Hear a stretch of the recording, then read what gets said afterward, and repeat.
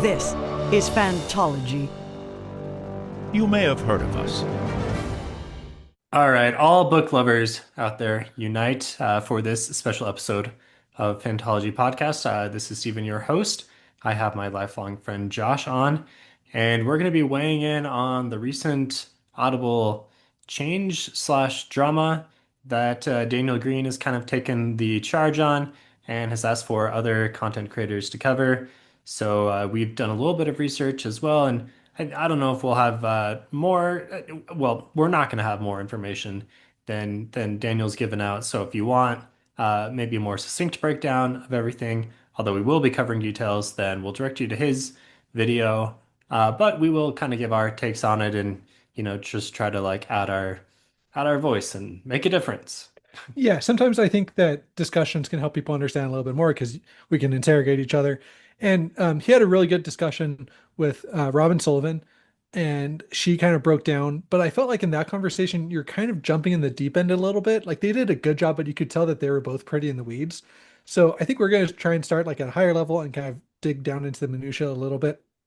Because after listening to his initial interview with Robin Sullivan, I wasn't really sold that there was like a huge issue. Like I knew that they both sounded passionate about it, and so it sounded like something I should care about, but I was kind of listening to it while I worked and just wasn't really that into it. So we're hopefully gonna, break things down a little bit. Um, Daniel Greene also put out a video this morning, as of time of recording, about with some more details. He quoted Brandon Sanderson, and so we'll talk about that a little bit. Um, and in that video, he kind of asked other content creators just publicly to jump on this train a little bit. So we had another podcast planned for tonight. We're reviewing Ship of Magic, so stay tuned for that next week. But we kind of rearranged our schedule so that we could put this one out to be a little bit more topical. But yeah, so that's a little bit of background about why we're covering it. So Yeah, so let's start with an overview of what this even is. I'm going to guess, and this is kind of like part of the whole problem. I don't think many people even realize that like anything is going on. okay, well, Ben has joined us. He, he must have just been itching to get in on this drama. But so I'm going to kind of do a quick overview, essentially what Audible is trying to do, why it's an issue, and then we'll kind of get into the minutia of it. So Audible has launched, and this has been around for a little bit, but we're kind of learning more and more details, kind of concerning details. But they've launched Audible Plus. So now when you go sign up, like if I were to go sign for Audible, I'm greeted with two options. Um, and there might be more options that are like legacy options, but for now, we'll just keep it simple. Two options. There's Audible Plus, which is about $8 a month. And that is basically kind of like a Netflix for audiobooks, where you have like an all you can listen to catalog, and you can listen to $100 in a month if you want. Like if you can listen, it's just all you can listen to. It's like Netflix. You can put something on. You never own any of the books, so if you cancel your subscription, then you're done. Okay. Then you have more of the classic Audible that kind of we've used before, where you can pay $15 a month, and you get one credit to use, plus you get the Audible Plus. So so you can use that credit to buy a book, and then that book is yours to keep. You get one credit a month, with option to buy more credits, yada yada. And then you can also stream as many books as you want, those you don't keep. Okay. And So buying a book still works the same. You can buy using a credit, from anywhere on Audible Plus or what all plus or regular, I guess we'll yeah, say. And but regular is importantly like not accessible in Plus, and Plus is kind of like this exclusive group of authors that Audible has invited or likes or whatever, and like these ones are part of Plus, and it's kind of unclear as to like how you get that, yeah. but that's So what it so is. so we're gonna dive. We're going. That's kind of the next layer of where we're going. So Yeah, yeah. Audible. So Audible, you can spend the credit on pretty much any book that you want to. Now, why? Now, where that kind of is an issue is there's not a Wait, whole I lot. have a question. Yeah. Is there an option to just do the traditional Audible where you don't have access to M- Plus? Um, maybe I couldn't find if it's still offered or if it's just grandfathered in. It's not advertised at all. Like if you just go into like Audible, like if you just go to that Audible splash page, like audible.com/sign up or whatever it is, then those are the only two options you're greeted with. I Okay. was And digging do you around. know how much the new like plus like the traditional plus the plus is? Like how much would that That's then be? $15 a month. So it's still $15. So So you're not really $15 a month, you're basically getting the whole Audible Plus catalog at no extra cost. so okay. Okay. Sounds good. So So from a consumer perspective, that's pretty yeah, sweet. Yeah. from a consumer perspective, this is like awesome, right? Yeah. Because now you basically have like the same price you were paying plus now all you can listen to books. Okay. Um, And so don't worry, you're probably shouting at us right now. We're going to get into the drama of it all, yeah, but yeah, it is important to recognize that from a consumer perspective, this is like a better deal than you were getting, right? right. And I think that this is where I think Daniel mentioned it, but I think it is important to mention that like this is right now benefiting consumers in terms of the value you're getting for the $15 a month that you're paying Amazon. Um, it just is like from a short term value per dollar, you're getting more, right? And potentially like a ton more, right? Yeah, There's people like say you're a truck driver or something and you just burn through books. Like before Audible wasn't really like a valid option for, because you make it through one credit in potentially a day, and then you have 29 days left in the month where you wouldn't have anything to listen to. So, um, yeah. So yeah. I think let's get that out of the way up front. Is from a consumer perspective, this is good. It is a short. I don't want to say value like Okay, do the value assignment of good. You are getting more it's a better per deal. dollar. You're getting more for what you're paying Okay, Amazon. Yeah. okay. So And it's also, sorry, but it's also probably kind of obvious to see the benefit to Audible, Amazon as well in this. Like the consumer believes it to be good, therefore they think more people are going to be attracted. They're like maybe paying more like to the actual people in Plus. Like I'm not really sure. Do we know how that this is where works? yeah we're Like going to get to that are because they, that's where all but of are the issues are. So we're going to get to that. right, but okay, yeah, I'm probably jumping the gun You're here. But like yeah. it seems like Audible wants to do this because people are going to be more attracted to it, therefore more money for them. Yeah, They're wanting people to only think of like go to Audible for any audiobook, right? they're Right, trying to. right. It's trying to be the streaming service. I will say from like as before we leave the consumer side of things to the author side of things. There is like a big like people are getting frustrated in many circles about like the you're never going to own anything and you're going to be happy about it mentality, that companies are kind of shoving down our throats. So I will say that that is like something that is not as attractive from a consumer. Like there's a huge subset of people that want to own the media that they consume, and it Hmm. seems like every single medium is like going away from that. Right. Yeah. Although will you still get if with your credit for the $15, you can still buy the book, you own the book Right. on Audible.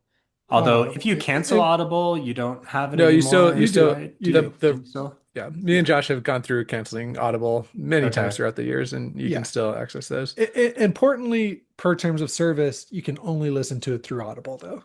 That's like Right. And if DRM. for whatever reason Audible happens to lose access to the title, then you do too. So it's not like complete ownership, Hmm.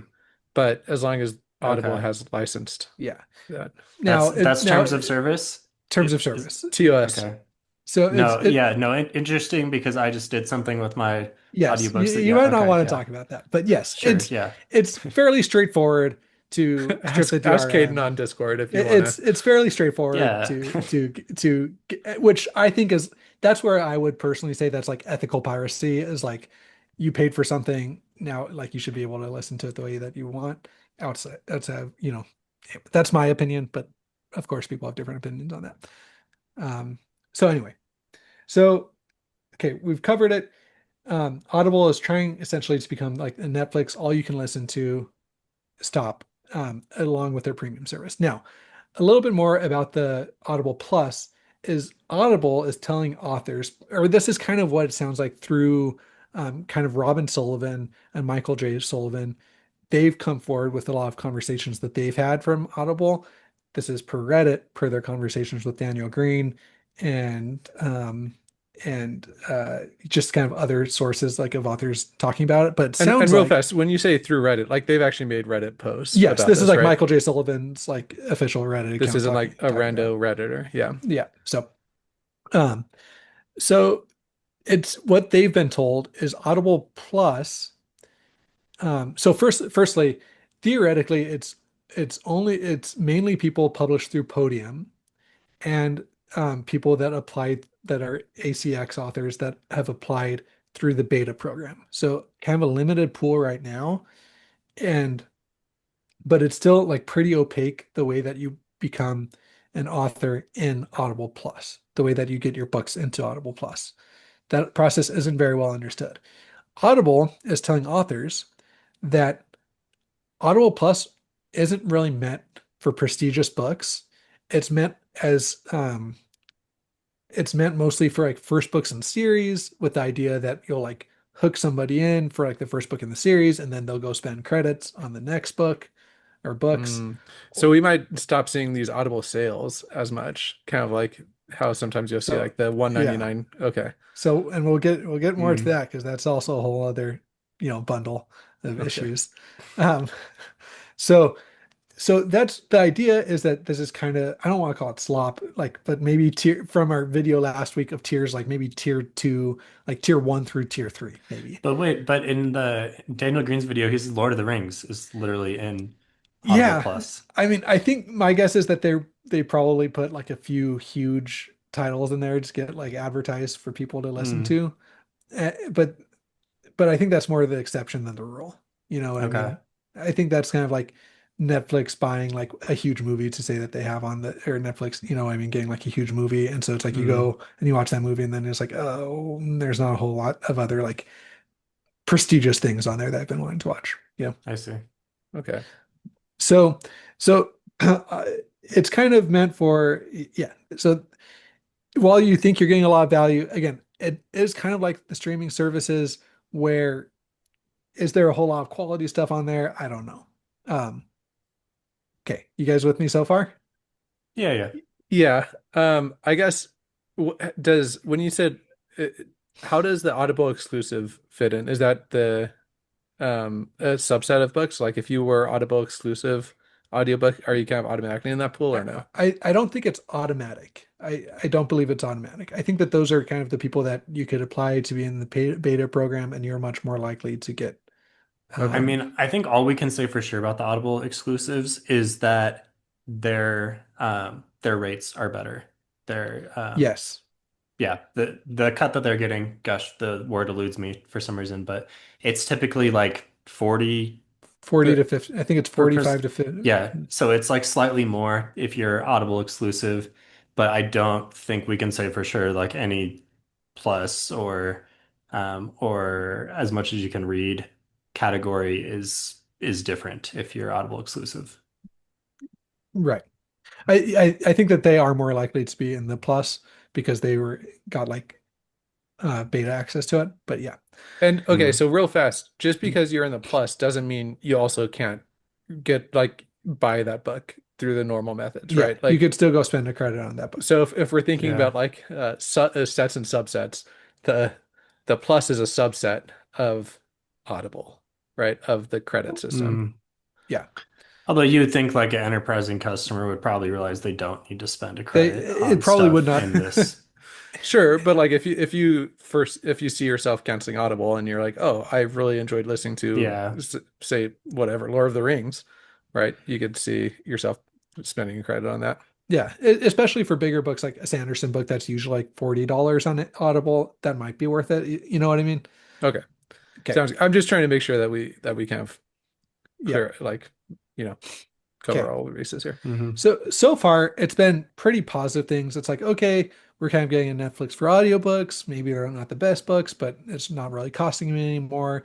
And if I don't want to spend $15 a month, I can spend $8 a month and still kind of have access to uh, at least some audiobooks that I might want to listen to. So not a lot of negatives so far. Now here's where we're going to get to the controversy. Okay. And the controversy comes from basically how this money is paid out. Okay. So say I'm somebody that that I only spend um, say I'm somebody that only spends my Audible credit and I don't use the Audible Plus subscription at all. Okay. So I just go on, use my one credit, get my one book, don't spend anything else on the credit. Then all my like it's like Stephen was mentioning, if it's an Audible exclusive, then the author gets 40 to 50% of that $15 and Audible gets the other, 60 to 50% of that. Does that make sense? So if I only buy one Mm. book and I don't listen to anything else, then it's pretty straightforward. So no And change. so, well, actually, still a slight good change in the fact that this is what Sanderson went to bat like last year, Oh, and it sure. stayed with The rates are Sanderson now higher and got the for, rates yeah. higher. So that was the win that Sanderson got for authors. And now Sanderson had a statement to Daniel Greene. I don't think we have it ready to read off. Go watch Daniel's video for that. But he was worried at the time, and it looks like that worry came true, is that there's a lot of other things that weren't really explained very well to him, or that he didn't understand, or what have you.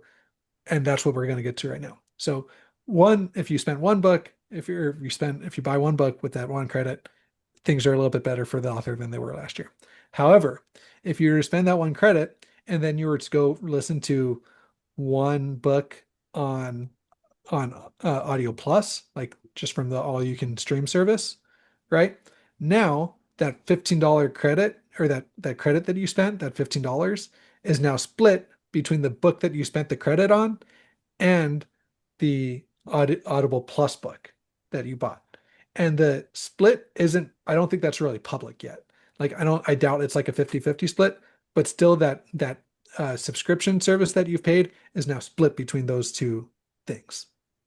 Well, d didn't Daniel and Robin kind of break it down as like how the math actually works? Like it's based off the sticker price of the book if you were just going to buy it, and it's also based off of how many So books you listen to. Like there's some division in all this, but uh, so it's not based, so that's the other thing. It's not based off the sticker price anymore. It's based on, every book is now basically valued at the one credit price. So before, people would, like, Sanderson's books were usually like mm, $40 on audio for like the Stormlight books, and then maybe a smaller book like a Cradle book or something like that would be only like $10 on Audible. Now, and so the split would be, it used to be more determined on that sticker price, and now that sticker price like is kind of gone. It's just the one credit price. And the way the that credits are valued is still kind of opaque from my understanding. Like it's going to be around $15, but it's not exactly $15. hmm. And So if you listen to, and this is like in the month that you get the credit. So this is August. I have my August credit. I get my book.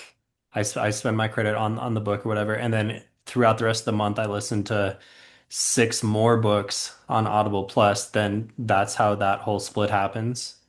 yeah, so I think that's where Josh is saying it's not entirely clear if it's, Hmm. evenly divided each time. But what we do know is that each time you listen to another book, you're taking more money away from that author that you spent Yeah. the $15 Yeah. on. I guess we don't need to spend too much time getting into the weeds of the slide deck on this, but yeah, like you said, Is there, the yeah, like, is it yeah, marginal diminishing returns? Like, is it cut in half yeah. the first time and then only, whatever? Like, I The don't meat of think, it is I the consumer buy a book. You would think that the money is going towards Audible and the author of the book, but in fact, if I also listen to other books, all of this money is diluted between the author and, well, the author that I expected to receive the money and like all the other authors that I listen to. yes. Yeah. Yes. That's exactly right. That's at least my Hmm. understanding. And I think that's pretty much all we know at this point. Yeah. Yeah. Which you might be saying like, well, I mean, you're listening to those authors, so like shouldn't they also be kind of compensated for the interest that you took? Like you're paying for a service and you're listening to those authors, like they should probably get something too, right? Yeah, they should be. But that's what makes this really hard, of lumping it all into one subscription, like you just don't, there's not really a great way to do it when you're offering consumers, like when you're mashing all that together. Yeah, And I think that the proposed solution from Daniel From Greene and Robin. from Yeah. Robin is that you keep them separate, right? So like you have the 8.99 group of books, and you know that like your 8.99 is going to the authors that you listen to in that pool of books. And then whatever you Hmm. spend with your credit is going to that author, right? So you kind of keep the pool separate. And so maybe if the subscription rate needs to be higher, then it needs to be higher for like it needs to be more expensive than 8.99. Say you listen to 100 books a month, then you might need to pay a higher subscription rate or whatever in order to fairly compensate the people you're listening to. Um, yeah. right. So with that breakdown, it makes me think that what's happening here is Audible has this new thing. They want more people to sign up for it. It looks like a great deal for the consumer. So they say same price, but you get this additional thing. Now, in order to actually make this work and for Audible not to eat all the cost of this, what they're doing is they're saying, well, consumers still spending $15, they get a credit. You can take this credit, you're going to apply it to your author. But instead of the author getting the usual cut, instead we're going to take that cut and also spread it across anyone else that the user listened to in plus in the all you can listen to category. And in that way, we end up spreading the money around, and now feels like they're getting a good deal. Audible's not really spending any extra money, and at the end of the day, the author that used to be getting more from the sale of their book is now getting less. Yeah. Mhm. It's And a point, yeah. sorry, and a quick point of clarification is per Michael J. Sullivan in this Reddit post, he says if you only listen, essentially, if you only listen to um the premium, like the spend the credit, then the title is paid based on, this is me reading his Reddit post, then the title is paid based on the value of the credit, which will vary from month to month, but it will be the same price no matter what your list price is, which is different than the old model. This may be a net positive or net negative when the author switch from old to new. Mm. But then he says, if you listen to both premium and plus, then the value of the credit, which was used to buy a premium title, is divided by all titles. Again, the list price comes into play here. So I'm not quite sure. That seems kind of vague from him there. Mm. And maybe he clarifies later down in the Reddit thread. Anyway, we'll try and post like all these. We'll post all these in the Discord or something. But it's like the top Reddit conversation on there. You can find it pretty easily. Okay. Um, So, but high level, like what you need to know for sake of our discussion in this yeah. episode is essentially my attempt to summarize, right? Like Yes. we've got a cool new thing for consumers. Audible's not losing any money by offering this thing. And in fact, they probably stand to gain more of the market. Do they need any more? They already have a lot of it, but they want more of it. Uh, and at the end of the day, it seems like the authors are, at least the authors that remain in the regular group, are the ones that are kind of footing the bill. Good job, Stephen GPT. Yeah. And by the regular group, you mean the premium, like spend the credit group, Yeah, right? yeah, the So spend the credit group. Yeah. Yeah. credit group versus all you can listen to group. And it Hmm. is kind of hard to know how this will shake out because maybe, there's going to be more people that just buy up to the premium model. It's hard to know, right? Like it might be kind of like a step up purchase, like, oh, I'm spending $8 a month. Might as well spend $15 a month to get the credit. Or it could be Hmm. hurt where it's like, oh, I used to be spending $15 a month. Now I can only spend $8 a month and I won't have my credit, but I have enough to listen to. Yeah, so that's a good, I guess, a question. Like if you only spend the $8 a month, like how much money are these authors making from your $8 like per listen?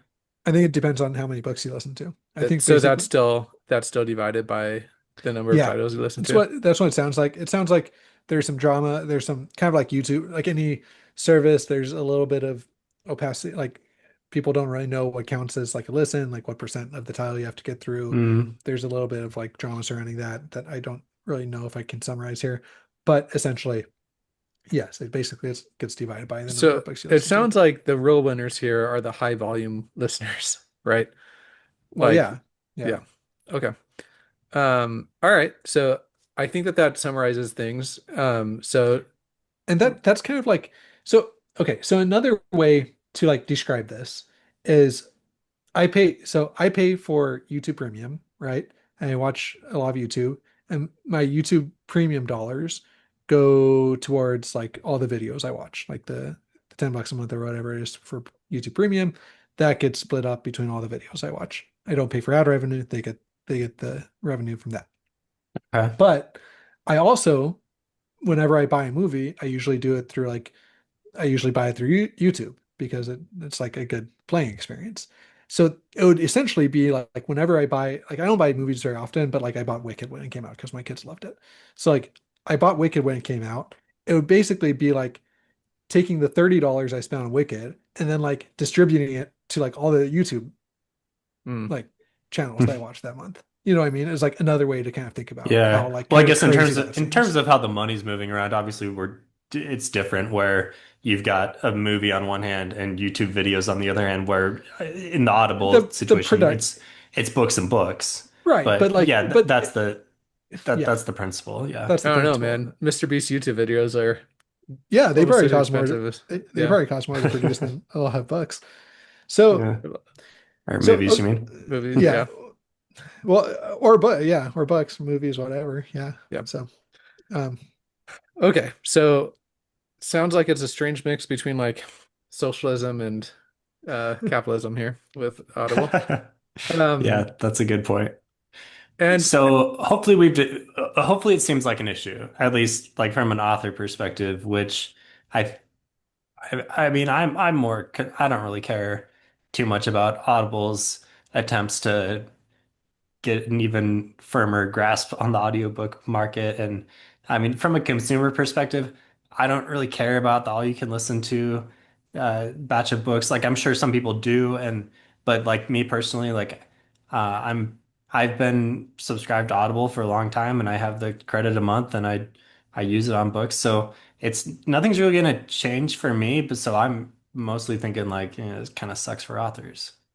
yeah, well, yeah, yeah, I think we also shouldn't lose track of the fact that like it's not we don't know how you get in the all you can listen to camp, whether that's like that's also the big issue here, right? Is that Audible might just be picking authors that they want to subsidize through Yeah.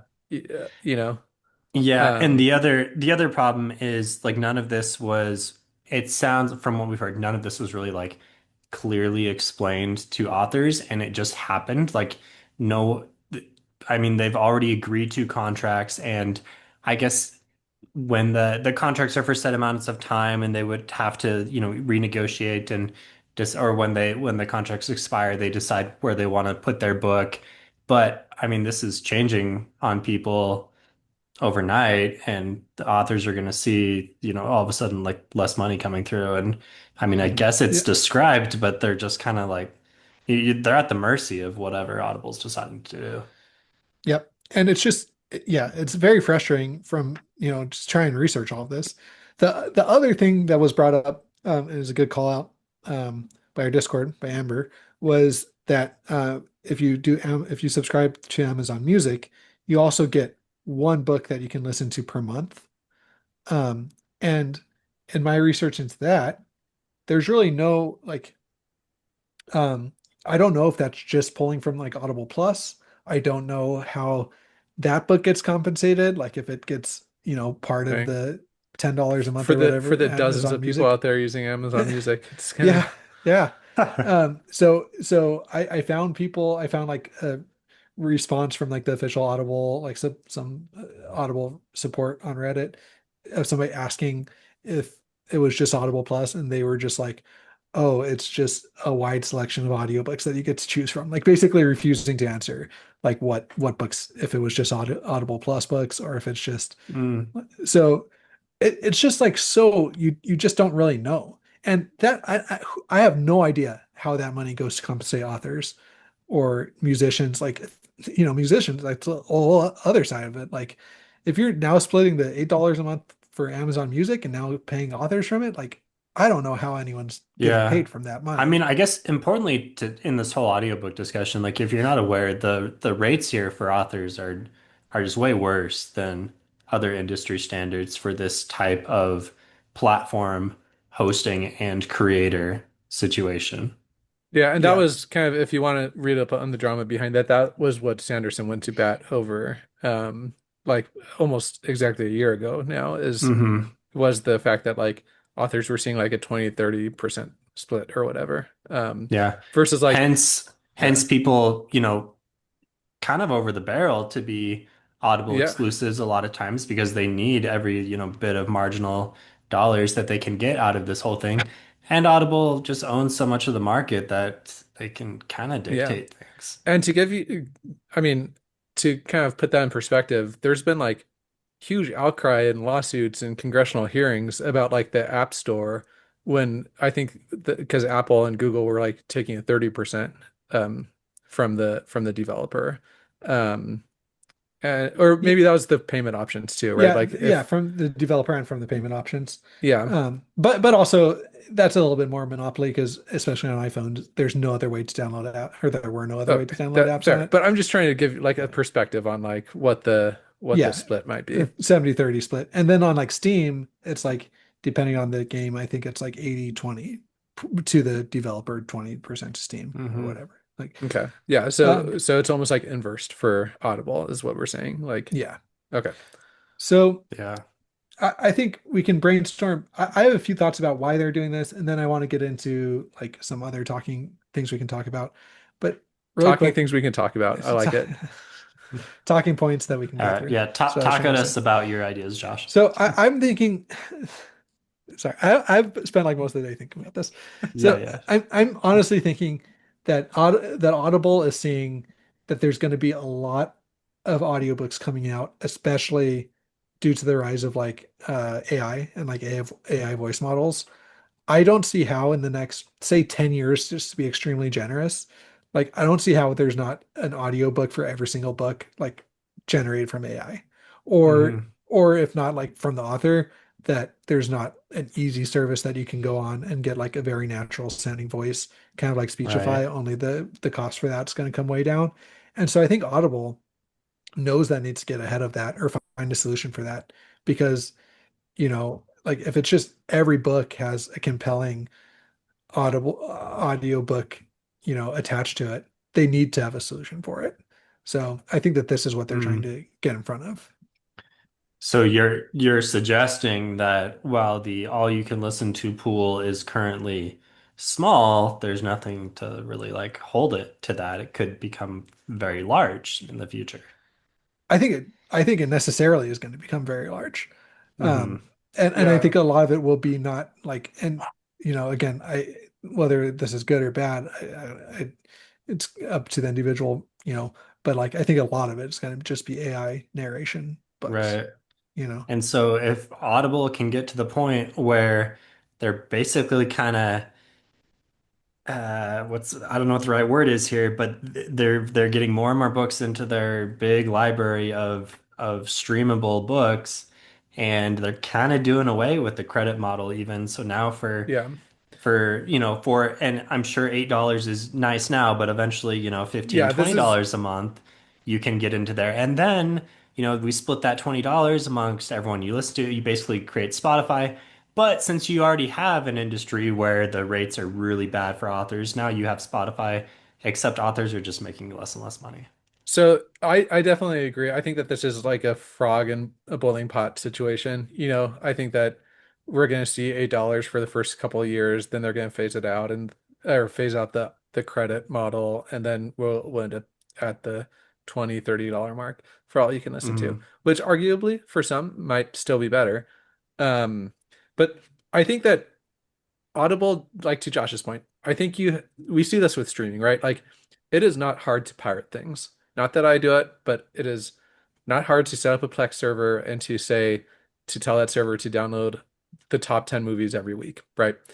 So I think that things like Netflix have to balance it so that they have a price that people are willing to pay to avoid going through that friction, right?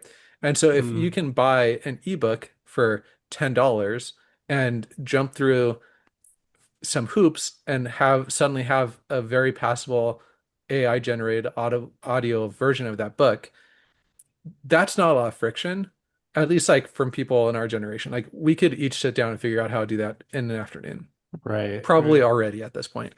And so, Well, the Kindle app has like a text to speech feature in it. The voice doesn't sound good. Like it's not, it yeah, doesn't put any inflection on the words. But like how long really yeah. until I mean, same with, yeah, exactly. Mm, So my point is that they're gonna have to balance, and they're gonna have to find a way where you have to lower the price, you have to keep the price reasonable enough so that that people are more willing to pay that price rather than go through that friction. yeah. It's the same thing yeah, why yeah. like LimeWire versus streaming services. Like Right. they had Like to Hmm. you'd rather just spend the $10 a month to avoid the LimeWire. then I mean keeping a server up and running, it's probably gonna be Really, ten really dollars a dating month. ourselves here with the LimeWire. Yeah. You guys weren't you weren't Napster people, LimeWire? Oof. Oh man. Burning the CDs. Yeah. Or the hard or giving hard drive thumb drives to people.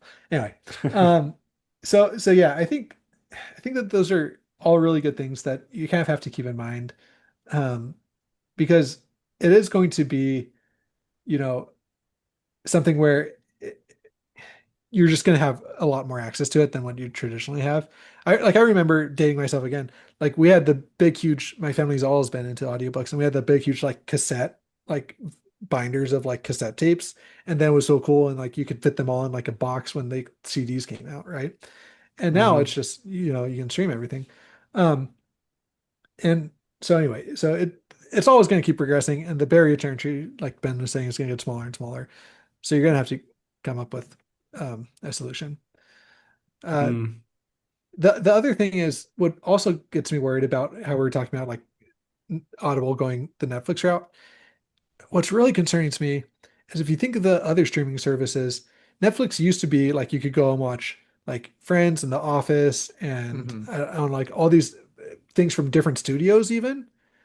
And if you think about like studios like publishers, like you could go get like things from a bunch of different places and they would be all like conglomerated on Netflix. And now that's like pretty much done. Like they do have a few, like they will pull in some big titles, but like Right. most of what you watch on Netflix is like a like a Netflix produced Yeah. Right. show. Like Same thing with Paramount, same thing with Hulu, we same reinvented cable is what you're saying. Like yeah, we, yeah. Hmm. yeah, same thing with Yeah, like but in order to HBO. watch everything you want to, you now have to bring Subscribe cable to their back channels. together Yeah. Yeah. in the form of 8 different subscriptions. So you're worried that books will become the Well, same well, way. In order to listen to the new release, you've got to tune into Audible and Spotify and whatever other competitor and may emerge. this is what Ben and I were talking about is I almost think that that might be I'm worried about I audio think it would be like better. It would be better it's for almost authors because better. it seems like Yeah. that competition would create better rates. Because So right now, like the rates that they're getting paid is kind of outrageous. yeah. So what I think what I think is a way that it could go is publishers kind of start doing their own streaming service. So you can like there's four or five big publishers, right? Like Tor Hmm. and Penguin and whatever. And then there might be some that like an Well, indie like Tor is or Tor Tor is on. Anyway, okay, let's not try to name the yes, publishers because whatever. we'll reveal we know nothing about this. And But yeah, yeah, but there's like four big ones, and that's a yeah, whole other issue. It's like it's down to like five or four. Anyway, like two of them merged last year or whatever, yeah, and yeah. now, and so maybe like you'll get one, and then like they have all their like because each of them have like a bunch of subgroups, like the you know Imprints. Hmm. imprints. Yeah, so Yeah.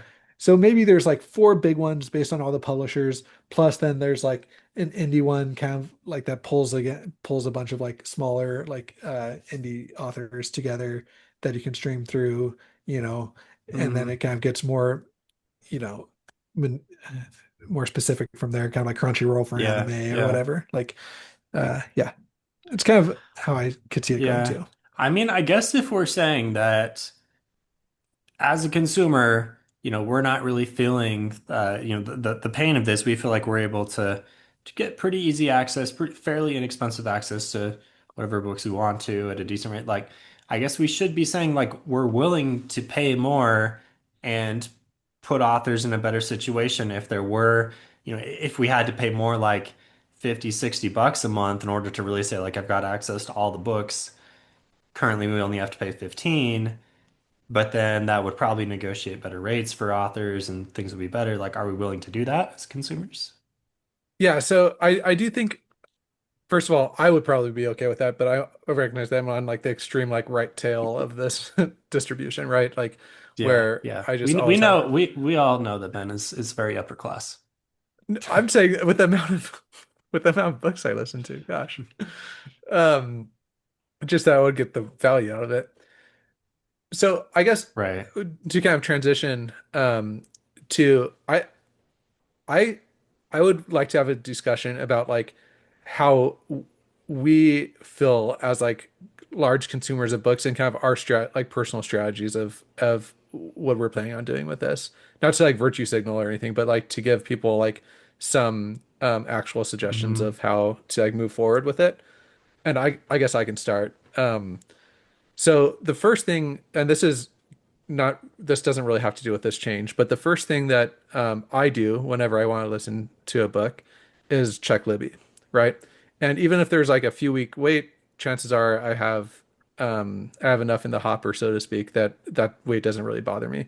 If you don't know, Libby, and there's other apps for different countries, but Libby is an app that works with your local public libraries that gives you access to audiobooks through the library.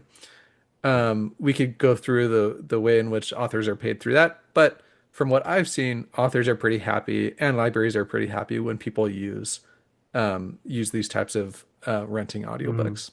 So that's the first thing I do. What about Yeah, you I think guys? authors are very happy to have their books in libraries. Like, I don't think any authors are banging down the doors of the library to Well, and they request more get money. paid. They And get they paid do, for it. right, right. Yeah. They get paid a license Yeah. through Libby. Like that's how they determine how many books are available to be checked out. Yeah.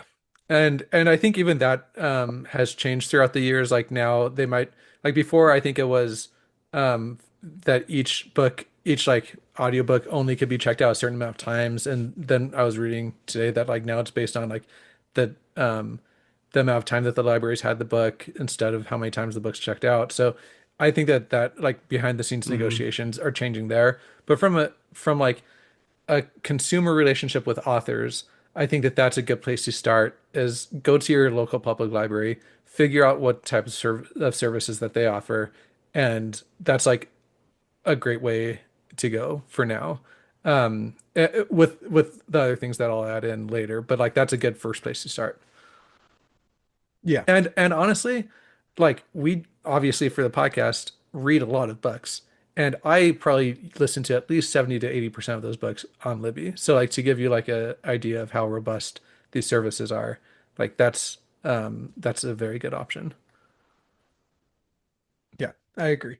Libby is, I think it's great. And I think it surprises me, about how many people don't know about it Yeah. that are big in the audiobook space. And so Yeah. anyway, And also like how many people I show and they just don't really care. They're like, oh, I don't want to wait for a book. oh, I do, or they're like, oh, I do Audible. It's like, Yeah. okay, yeah. Enjoy your one book a month. Like, Well, now it's they can, Yeah, yeah, that's true. But also, it's actually it's also been cool to see how far Libya has come. Like when we started using it, it was like Overdrive, which was like a pretty like rough app. Like, do you guys remember having to like download each Yeah. section of the book and then like it just was very. And now I Yeah. much prefer the Overdrive. Libby. Mm. I much prefer the Libby app over the Audible app. Like it's a really nice user experience for sure. yeah. Liam listens to a bunch of audiobooks on Libby, and he likes the Libby app more than the Audible app too. He gets fr- Cool. yeah. Me and the 8-year-old. Uh, anyway, yeah. So So some say a book's non-Libby. What's your next say a step? book's not Libby. So I think the next step is just shop around a little bit. Or so there's another competing Audible competitor called Libra FM that a lot of people use, and so you can check there, and you And can. what's the cool thing about that site is that they actually work with local bookstores Mhm. to bring in like a player that we haven't even talked about yet. And the local bookstores get a cut of their revenue generated, right? And you can Mm. even go on and look at and kind of choose the bookstore that you want to support. Oh, So cool. as like a conscientious consumer, that's a really good option. Yeah. And sorry, keep on going. No, go ahead. Finish the. So yeah, like Josh was saying, shop around a little bit. Yeah. We also know that each of the like all of the big publishers also do direct to consumer sales, right? So you can always like go on their website, see if you can buy it from the publisher directly. It might even be just as cheap as Audible. It might be more expensive, but if like again, I'm not saying you like I'm not trying to virtue signal, right, and get up on a high horse, but like these are different ways that you can like as opposed to just going straight to Audible, these are kind of the steps Right. that you could go to before that point. I mean, like I Or said, I've used Audible for years, and I'm not planning on using the all you can listen to one because it doesn't sound like there's a lot of books that I'd be interested in there right now. Maybe that'll change in the future. But two, this seems like shady business practice, and I don't love this type of thing. So I'm thinking I'll probably still have Audible, but just, as long as I just use my credit on the books I want to, it's actually like my use case is giving authors a little bit more of a cut because the rates just increased, right? yeah, that's true. Um, I think that we're saying if you feel like you don't want to do Audible anymore, or if you use your one credit up enough, I don't know. If you're looking for other Hmm. just best practices for audiobook listening, I'd say like Libby, and then and or we'll still like Ben and I we share an Amazon account. We'll still like go occasionally and buy a book through Audible, because like it'll be on sale or whatever. Like Yeah. you can buy books like without being subscribed to the service, and usually they're like less than $15. So it's like less than you would be spending a credit on for the $15 a Mm. month Yeah. for a lot of books. Obviously, for like a 1,200 page Sanderson tome, like that's not going to be less than $15. Those will be like 40. But if you're looking for something, you can usually get those for pretty cheap. Yeah, Hmm. so I guess my point is that as a consumer, like I also think you should give yourself enough grace to realize that like if you go through like that step of like check your library first, then check like try and find like a next place like Libra FM or different like Speechify is another one, but a few different like Spotify is also doing audiobooks now. Like kind of shop around those. That's the second tier. Third tier direct to consumer like from publishers and then like once you head to step four, I personally wouldn't feel too bad about like going on Amazon and spending that credit. You know what I mean? Like it's because I Yeah. think that at the end of the day, the best thing you can do to support authors is to consume their work and then to talk with other people about it. Like that is what I think 100% of authors would agree with, whether or not like Mm. they get that extra 20 or 30%. Like I think is secondary to you consuming their work, enjoying it, and then like proselyting about And it. paying for it in some sort of fashion, Yeah. Okay. obviously. Yeah. Yeah. For sure. And the other thing is, what you and I do, Ben, is usually Audible will do like on Black Friday or throughout the year, they'll do like 3 months for 99 cents a month. And I feel like usually we're pretty good about signing up for it and then canceling it. So we usually have like three Audible credits for like basically for pretty cheap, that we'll use for like the big expensive releases, usually like a Sanderson book or something like And you that. can do that on the same account that you've been using. It basically every year they'll let you like sign up Huh. again using one of those promotions. Yeah. Okay. Um, so So Interesting. yeah, that's my thought on what consumers can do, and we're just figuring this out. And if you have any other suggestions of like things that you found with that work, feel free to like drop a few comments and let us know because I think we're obviously like looking for different ways to diversify. And let's be frank, like Audible is kind of on top for a reason. Like even with Libby, I can't download those books to my Apple Watch when I go for a run. You know what I mean? Like that's kind of a bummer. Right. Um, You can't have your so smart home device just play them for you. yeah, so there's definitely like it's hard, but like if I think that this is something we should care about, and so um, we were trying to give people some like practical ways to go about yeah, diversifying.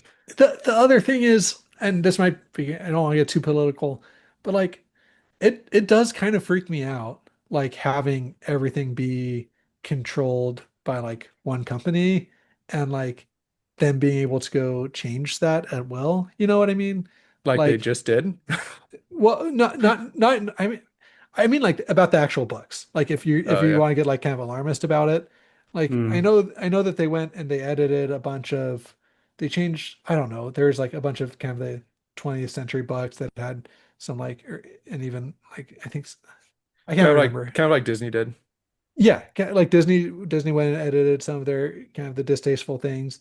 I'm not saying like I know that that's like super political and like people have So varying they thoughts they about took some that. books that were public domain and they kind of like made them Well, a lot appropriate. of this wasn't Yeah. Audible. This was like the publishers took like I think Dr. Seuss got wrapped up in it where I they think that was like Dr. Seuss's estate they that did that, but yeah. yeah they pulled some Dr. Seuss books from Okay. circulation because they had like racist undertones and like there's just I'm forgetting it's been so long since I've gone into this controversy. I'm just meaning that like it does kind of freak me out that like we might if you have all of your books sitting in one company that like you don't have physically, you don't have the rights to the actual book, you just have rights to stream it.